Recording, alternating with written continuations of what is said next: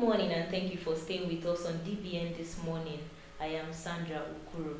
Today I have Dr. Bongo Adi with me to take us through the implementation of Sustainable Development Goals in Nigeria. If you agree with me, for the last 15 years, we've been treating the Millennium Development Goals. Now, the global world have come to reach an agreement that the Millennium Development Goals is coming to an end, yet the world cannot remain like that. What do we do to keep this treaty going? And the plan is ongoing to adopt the Sustainable Development Goals.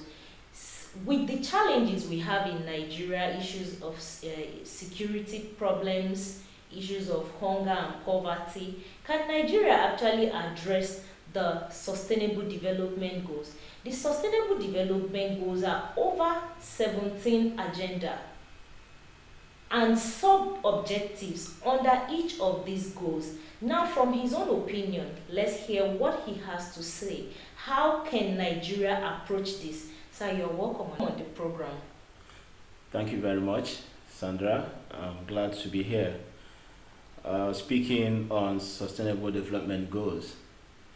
Yes, that's a very laudable initiative. We are transiting from the Millennium Development Goals to the Sustainable Development Goals. Well, my interest was to note that the Millennium Development Goals will expire this year. That will be the 15 years since 2000 when the United Nations system adopted it as the target to coordinate the activities of member countries towards the eradication of extreme poverty, improvement in maternal mortality, education, gender equality, environmental sustainability, and global compact for development and so on. I think all in all we had about 8 MDGs, okay? As it were, so many countries have actually attained some measurable target improvement on those targets. Some countries in Africa have not been that successful. Nigeria is one of them. Well, the reason is quite obvious because not all the countries have the same initial conditions, so we are not starting from the same pedestal. So that would mean that the successes that have been registered in some of these countries may appear to be failure. I think I've read something by William Easterly where he criticized that way of viewing development in some of these countries with respect to MDGs. A lot has actually been achieved with the MDGs, and I think the Sustainable Development Goals tend to build on the achievements so far. Well, we also know that the MDGs, according to some critics, were narrowly constructed because they address some issues from a top-down perspective, like hunger, education, malnutrition, maternal mortality, and so on. But they do not address the underlying mechanism that cause these problems in the first place. So the MDGs purely address symptoms rather than the causative factors. I think the realization of that limitation is what informed the new agenda on sustainable development. Okay, having said this, could you just give us an overview on what these Sustainable Development Goals intend to achieve?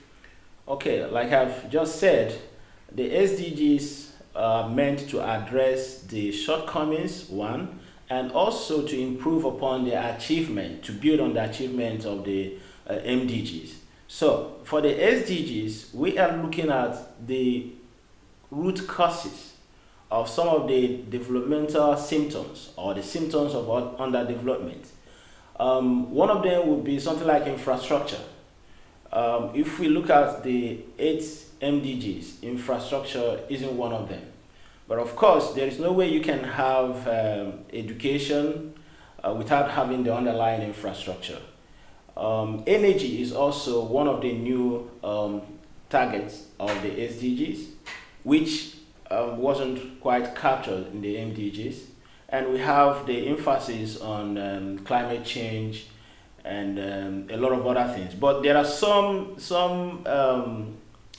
goals that you find in the SDGs that will make it look like unwieldy and make it appear to be a wish list? Because I think it's too broad, it's too large, and again, the reason why we have these goals is because we are interested in having concise, measurable, and achievable or actionable plans to achieve development.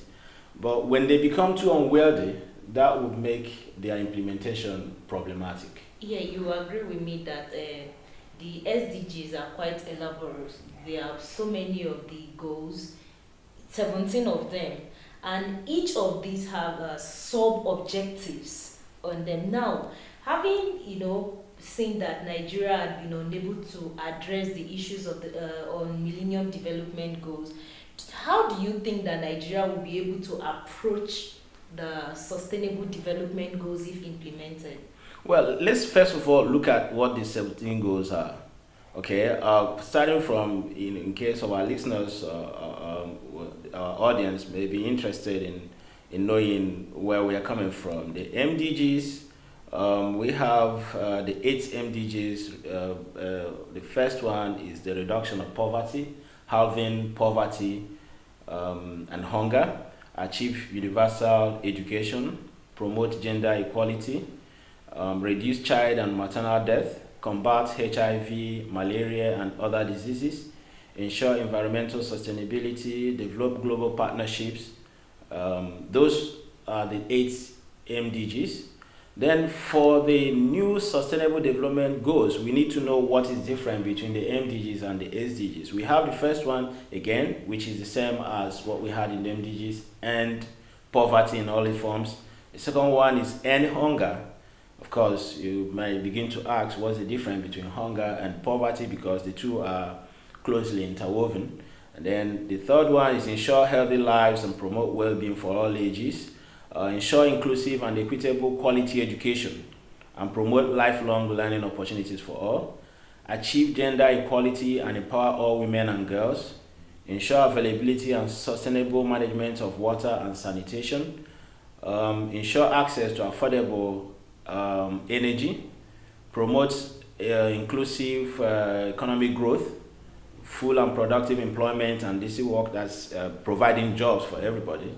Build resilient infrastructure, reduce inequality, make cities resilient, sustainable, safe, and inclusive, ensure sustainable consumption and production patterns, take urgent action to combat climate change, conservation, resource, ocean, seas, marine resources, conservation, and to ensure sustainable development, protect, restore, and promote sustainable use of terrestrial ecosystems, promote peaceful and inclusive societies for sustainable development, and the 17th one is strengthen the means of implementation and revitalize the global partnership for sustainable development. So you can see the 17 goals. Some of them, for instance, something like reduce inequality. Okay, reduction of inequality is not something that any government can set out to do directly. It is the consequence of actions in other areas. For instance, when people have a good education, then they can have good jobs and they can earn income, and over time, maybe the disparity in income will reduce. So inequality is not something to be attacked directly, but it is the outcome of actions in other areas. So how has Nigeria fared with respect to Millennium Development Goals? Now let's look at them one by one. In terms of extreme poverty, the goal is to reduce by half the population living less than $1.25 per day, and that is what we describe as extreme poverty.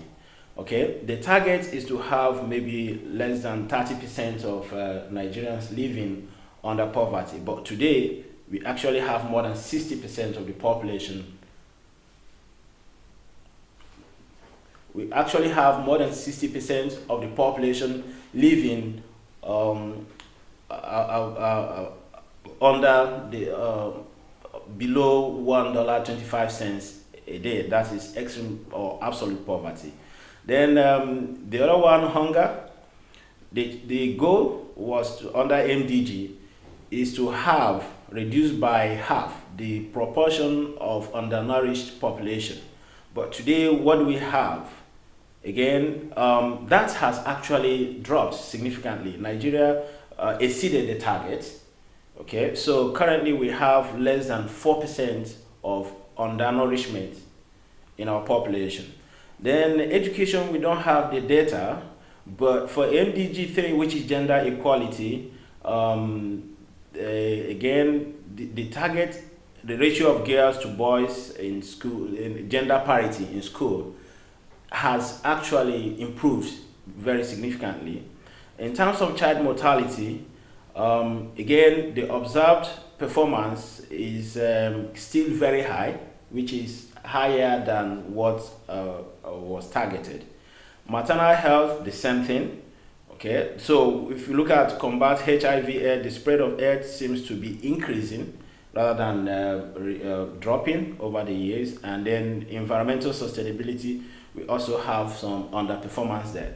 So, given all the available data that we have, Nigeria seems to have achieved measurable progress with respect to hunger, reduction in undernourishment. But in other areas, we have clearly missed the target. So, given this situation, what can the SDGs do? How do we embrace the SDGs and how do we move from where we are? But rather than saying that we haven't achieved much, I think we have some of the basic, will I say, policies in place. Now, the challenge is to build on that in order to make sure that we achieve the SDG target, because the targets are almost the same thing. Now, how will these, in a way, either affect or promote the economy of Nigeria if these goals are being implemented and Nigeria as a participating country, key into it?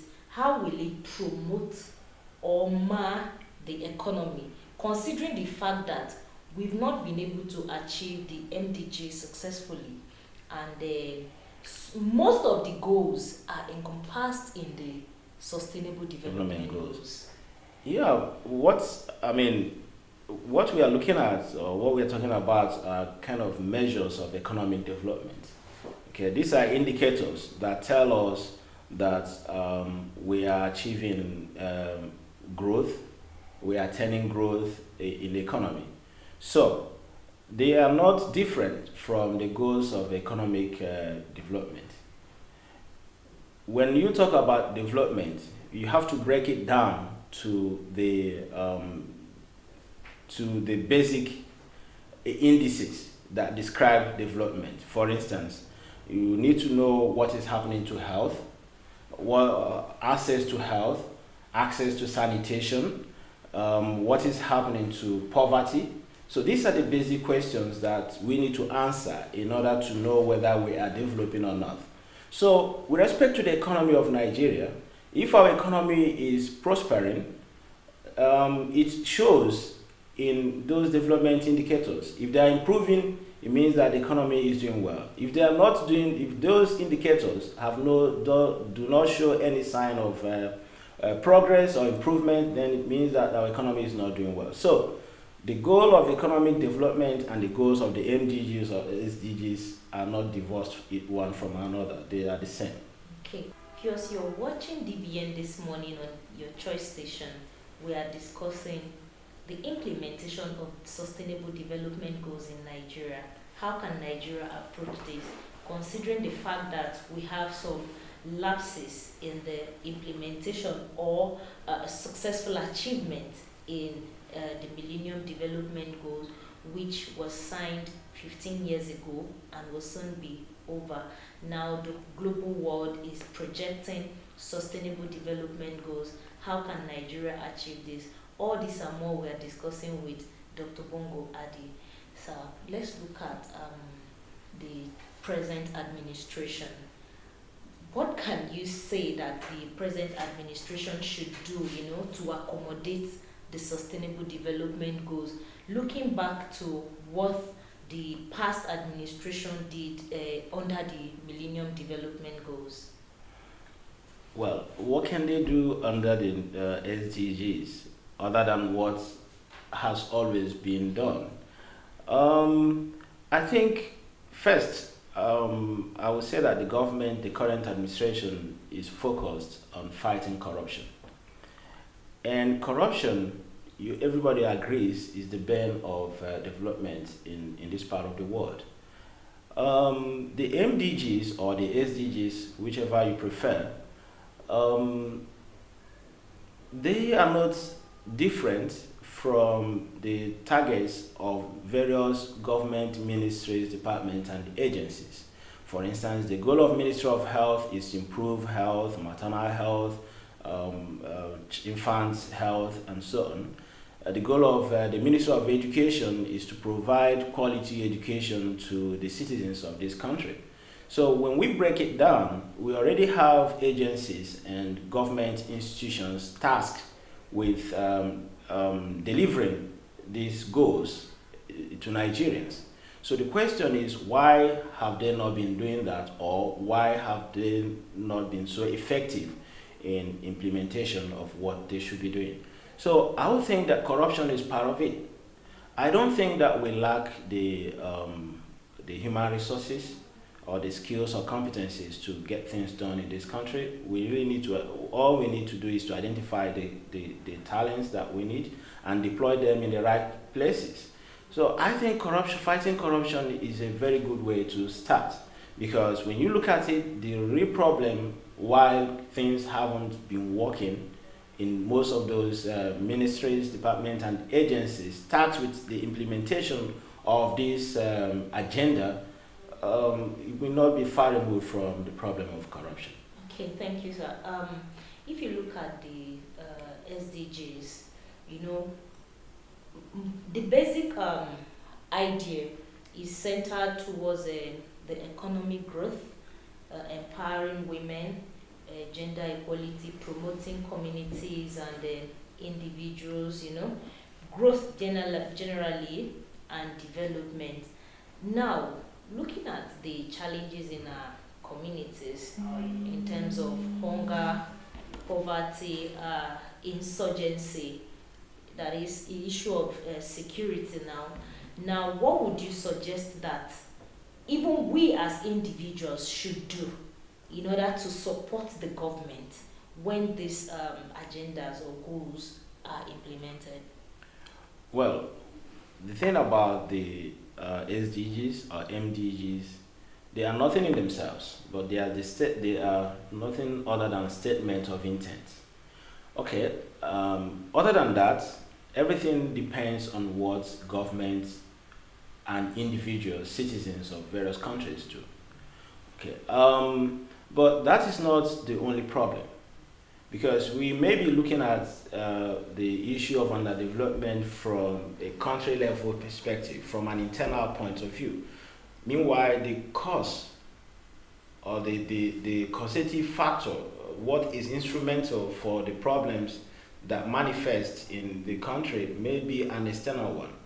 So that is something that I haven't seen well articulated in the SDGs. Before I delve into the question of the responsibilities of individuals and groups and governments to support the realization of these initiatives. First of all, there are certain structural inequalities that we find in the world. I don't know if you have read the new book by Thomas Piketty, on which has to do with capital in the 21st century. He delves into the issue of inequality. So one thing that is obvious in today's world is that inequality can only be stemmed by empowering people through good education. Okay, that is the only thing works to reduce global inequality. But beyond that, we see a tendency towards the increasing concentration of wealth in the hands of the people of the house. So creating again a huge disparity between the haves and the have-nots. So the same scenario you have within countries is also reified across countries. So poor countries today seem to be getting poorer, and rich countries are getting richer. So we have to look at the structural imbalance. What makes that possible? So, and these are questions that need to be addressed at a global level. Unfortunately, both the MDGs and the SDGs look at the problem of underdevelopment as internally generated problems. But I think that in order to really have a firm grip on these problems, we have to expand our horizon. We need to look at it, our scope, from the national to the international level. What are the structural issues in the international system that tends to impoverish some countries while causing prosperity in other countries? Because for me, prosperity and poverty are just two sides of the same coin.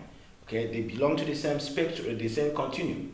So, what is the nature of the structural or interlinkage system in the world economy that leads to prosperity in some part of the world and poverty in another part of the world? That is one thing.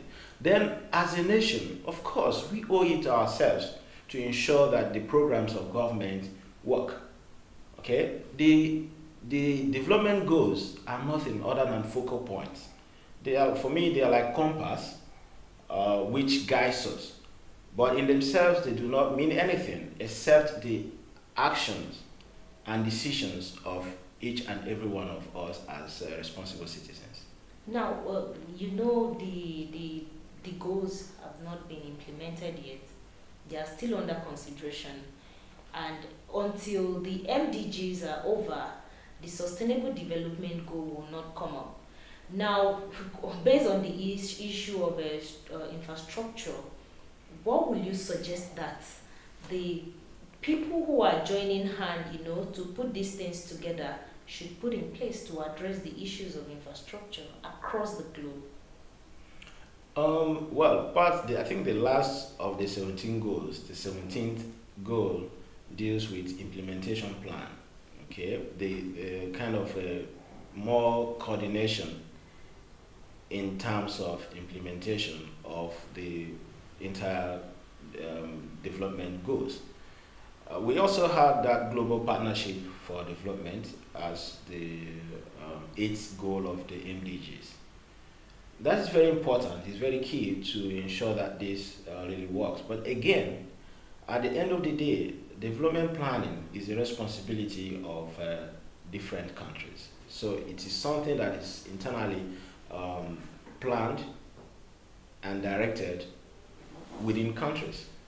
There is a limit to what the international agenda, that is what we call international agenda setting. They may set the agenda, but eventually it relies on the people within countries, the citizens of countries, to implement those goals. Now, of course, there is no gainsaying the fact that infrastructure is crucial to the realization of all this, all the plans. That is what was missing in the MDGs, which the SDGs currently seeks to address. To your question or to the issue you mentioned that the MDGs have not yet gone away because they will expire at the end of 2015. But currently we know where we are, and we don't expect to have any change status quo until December, because I think the next round of negotiation over the SDGs will commence in September in New York, and after that, if the resolutions are adopted, the implementation will start in January 2016. So it's almost here with us. So we should be looking at how to make it work.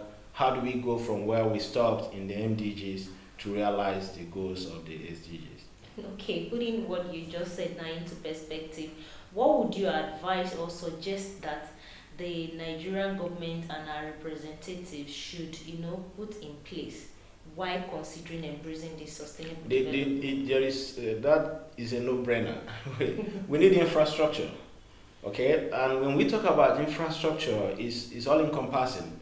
Not just the physical infrastructure, not just the roads and the bridges. We need the roads, we need the bridges, we need reliable electricity, okay? We need sustainable energy. We need all this. But more than this, we also need the social infrastructure. We need quality education more than anything else. Okay? Functional education. because we each time we talk about education, but functional education that is truly empowering, that will make people creative, make them think. Like I just said, the new data on inequality suggests that the people who are able to bridge the gap between the house and the house are mainly those who have empowered themselves through education, those who are leveraging the educational advantage. Okay, so that's human capital. That is what we need to pay attention to in this country. We can cite the case of China. In less than 2 decades, China has moved from a developing country to an advanced country. Why? How? Because they've been able to leverage skills and competence through education. So I don't think that we have any other choice in this country other than to build the enablers for sustainable development. Enablers for sustainable development. And now, to take a radical view on sustainable development, I don't usually subscribe to these issues of sustainable that, sustainable this. I'm seeing that as another mantra. People are using it everywhere, sustainable this, sustainability. By the way, nothing in this life is sustainable. Our lives isn't sustainable. We are here for only a short period of time. So sustain doesn't mean that we're going to live forever. Nothing lasts forever. So sustainability, to me, is an oxymoron. It doesn't exist as far as this life is concerned. And when you talk about sustainable use of resources, there can never be any sort of sustainable use of resources, the way I say it, because those who know did a little bit of thermodynamics, we know that matter is destroyed. Okay, I mean, can never be destroyed, but it changes. So that constant change or flux of reality means that nothing can be sustainable for a long time. So, but we can talk in terms of some acceptable equilibrium within the system. Okay, but not sustainable in the sense that we talk about it. It doesn't exist in this life. The world is transient, it's temporal, it's moving, it's passing away. Okay, thank you very much, sir. On a final note, I would appreciate you give your words to Nigerians who are watching this program on the issues of sustainable development goals. Well, like I've just said, the number one goal that our government and every citizen should strive for is the goal of human capital accumulation, building skills, building competencies. That, for me, remains the only credible and veritable source of competitive advantage in today's world. Thank you very much, Doctor. Thank you for coming on the program to, shed more light on these issues. These are societal issues. They are trending. They are current, and people really need to be in the know of all these things so that when it's being implemented, people need to prepare their mind to what they are expecting and what they will get when it comes. I had a report on the Millennium Development Goals, and it was funny that some people, even over the 15 years, did not know what the Millennium Development Goals were and what they intend to achieve. But it's okay. Creating awareness through this medium will, project these things to the know of the public. Thank you very much, sir, for coming on the program. Thank you very much. Yes, I really appreciate you. Glad to be here. Yeah. DBN This Morning continues with Libby and Chris. I remain Sandra Okuru. Don't go away.